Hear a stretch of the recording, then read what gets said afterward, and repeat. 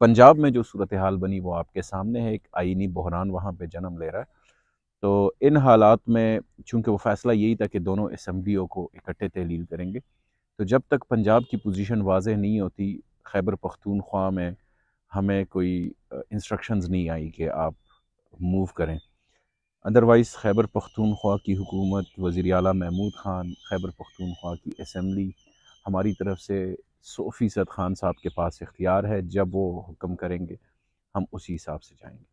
ہمیں کوئی ہدایات نہیں آئی کہ آج آپ تحلیل کریں۔ تو اسمبلیوں کی تحلیل کا ہے، اس میں کوئی سمری کی ضرورت نہیں ہے، صرف 2 لائنز جو ہیں وہ وزیر اعلیٰ کی طرف سے گورنر کو بھیجا جاتا ہے،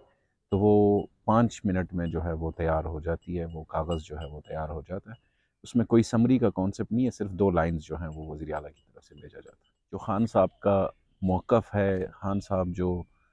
بات کر رہے ہیں وہ الیکشنز کی طرف جانا ہے،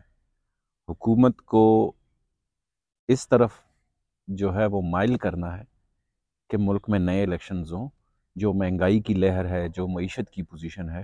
اس میں نئے الیکشنز ہی واحد حل ہیں کہ 5 سال کی مینڈیٹ کے لیے کوئی حکومت آئے اور وہ اس طرح کے فیصلے کریں کہ ملک کو اس بحران سے ہم نکال سکیں۔